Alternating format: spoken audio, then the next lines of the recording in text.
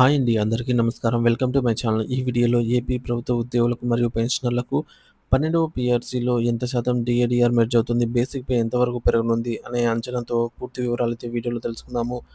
So, వీడియోని అయితే ఎక్కడ గాని స్కిప్ చేయకుండా ఎండ్ వరకు చూసేయండి. అప్పుడే ఇన్ఫర్మేషన్ పూర్తిగా అర్థమవుతుంది. అలాగే వీడియో చూస్తున్న ప్రతి ఒక్కరు వీడియోకైతే లైక్ చేయండి ఫ్రెండ్స్. ఈ వీడియోని తోటి ఉద్యోగ పెన్షన్ మిత్రులతో అయితే షేర్ చేయండి. కొత్తగా మన ఛానల్‌ని చూస్తున్నవారు ఇంకా ఎవరైనా సబ్స్క్రైబ్ చేసుకోకుంటే వెంటనే మన ఛానల్‌ని సబ్స్క్రైబ్ చేసుకోండి. దీని ద్వారా నేను చేసే లేటెస్ట్ వీడియోస్ అన్నీ మీ వరకు రీచ్ అవుతాయి. ఇక ఆలస్యం చేయకుండా వివరాల్లోకైతే వెళ్ళిపోదాము. ఫ్రెండ్స్, ఇక విషయానికొచ్చినట్లయితే 12వ పీఆర్సీ ఉద్యోగ పెన్షనర్ల జీతాలు, పెన్షన్లు ఎంత శాతం పెరగనున్నాయని తెలుసుకుందాము. ఆంధ్రప్రదేశ్ ప్రభుత్వ ఉద్యోగులు మరియు పెన్షనర్లు ఎంతో ఆసక్తిగా ఎదురుచూస్తున్నటువంటి 12వ వేతన సవరణ సంఘం పీఆర్సీ ఏర్పాటుకు ప్రభుత్వం ఇటీవలే జీవో జారీ చేసే అవకాశం అయితే కనిపిస్తోంది. దీంతో తమ జీతాలు, పెన్షన్లు ఎంత మేర పెరగనున్నాయనే దానిపైన ఉద్యోగ వర్గాల్లో చర్చ మొదలైంది. అసలు పీఆర్సీ అంటే ఏమిటి? అది ఎప్పటి నుంచి అమల్లోకి వస్తుంది? ఎంత శాతం కరువు భత్యం, డీఏడీఆర్ బేసిక్‌లో విలీనం అవుతుంది? ఫిట్‌మెంట్ ఎంత ఉండవచ్చు? ఇనే అంశాలను పూర్తిగా అయితే వీడియోలో తెలుసుకుందాము. పీఆర్సీ అంటే ఏమిటి? ఎందుకు ఇస్తారు?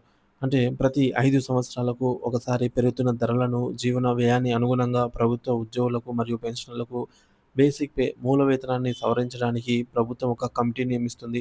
దీనిని వేతన సవరణ సంఘం, పే రివిజన్ కమిషన్ అంటారు. ఈ కమిటీ ఉద్యోగ సంఘాల నుండి, ఆర్థిక శాఖ నుండి అభిప్రాయాలను సేకరించి ప్రభుత్వానికి ఒక నివేదికను సమర్పిస్తుంది. 11వ పీఆర్సీ జాప్యం మరియు 12వ పీఆర్సీ కాలపరిమితి. వాస్తవానికి 11వ పీఆర్సీ జూలై 1, 2018 నుంచి అమలు కావాల్సి ఉన్న ప్రభుత్వం దానిని 2020 ఏప్రిల్ నుండి మానిటరీ బెనిఫిట్ జనవరి 2022 జనవరి నుండి నగదు రూపంలో అమలు చేసింది. అమలు ఎప్పుడు జరిగినా 11వ పీఆర్సీ కాలపరిమితి జూన్ 30, 2023తో ముగిసింది. అందువల్ల 12వ పీఆర్సీ జూలై 1, 2023 నుండి అమలు కావాల్సి ఉంది. దీనికోసమే ప్రభుత్వం ఇప్పుడు పీఆర్సీ కమిషన్‌ను నియమించింది.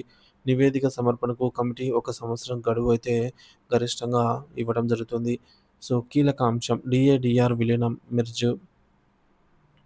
పీఆర్సీ అమల్లో అత్యంత కీలకమైనది కరువు భత్యం విలీనం. పీఆర్సీ ఏ తేదీ నుంచి అమల్లోకి వస్తుందో ఆ తేదీ నాటికి ఉద్యోగులకు ఎంత శాతం డీఏ మరియు పెన్షనర్లకు ఎంత శాతం డీఆర్ చెల్లిస్తున్నారో ఆ మొత్తాన్ని బేసిక్ పేలో విలీనం చేస్తారు. 12వ పీఆర్సీ కోసం డీఏడీఆర్ లెక్కింపు అంచనా. 12వ పీఆర్సీ జూలై 1, 2023 నుండి అమలు కావాల్సి ఉంది. కాబట్టి ఆ తేదీ నుండి డీఏడీఆర్‌ను మనం లెక్కించాలి. జూలై 1, 2023 నాటికి మొత్తం డీఏడీఆర్ అనేది 33.67% అయితే ఉండింది. కాబట్టి 12 పీఆర్సీలో ఉద్యోగ పెన్షనర్లకు బేసిక్ పేలో సుమారు 33.67% డీఏడీఆర్‌లు విలీనమయ్యే అవకాశం ఉంది. ఇక రెండవ అంశం ఫిట్‌మెంట్. డీఏ విలీనం తర్వాత ప్రభుత్వం ఉద్యోగులకు అదనంగా ఇచ్చే ప్రోత్సాహకాన్ని ఫిట్‌మెంట్ అంటారు. ఇది ప్రభుత్వ ఆర్థిక పరిస్థితి, ఉద్యోగ సంఘాల డిమాండ్లపై ఆధారపడి ఉంటుంది. 11వ పీఆర్సీ ఫిట్‌మెంట్ 23%, 12వ పీఆర్సీ ఫిట్‌మెంట్ అంచనాగా మనము ప్రస్తుతం ఉన్న పరిస్థితుల్లో సుమారుగా ప్రభుత్వం ఒక 20% ఫిట్‌మెంట్ ఇచ్చే అవకాశం ఉందని విశ్లేషకులు భావిస్తున్నారు. ఈ మేరకు లెక్కిద్దాము. కొత్త బేసిక్ పే ఎలా లెక్కిస్తారో ఉదాహరణతో చూద్దాము. కొత్త బేసిక్ పేను లెక్కించడానికి సూత్రం కొత్త basic pay is equals to పాత బేసిక్ పే ప్లస్ డీఏడీఆర్ విలీనం ప్లస్ ఫిట్‌మెంట్. దీనిని సులభంగా ఇలా చెప్పవచ్చు. మొత్తం పెరుగుదల శాతం ఈజ్ ఈక్వల్స్ టు డీఏడీఆర్ విలీనం ప్లస్ ఫిట్‌మెంట్. మొత్తం పెరుగుదల 33 పాయింట్ మొత్తం పెరుగుదల is equals to 33.67% plus 20% fitment. మొత్తం పెరుగుదలొచ్చేసి 53.67%. ఇప్పుడు ఉదాహరణతో చూద్దాము. జూలై 1, 2023 నాటికి ఒక ఉద్యోగి లేదా పెన్షనర్ యొక్క బేసిక్ పే అనేది రూ. 40,000 అనుకుందాము. వారి బేసిక్ పేలో పెరుగుదల 53.67%. పెరిగే మొత్తం 40,000 ఇంటూ 53.67% అంటే రూ. 21,468 అదనంగా అయితే పెరుగుతుంది.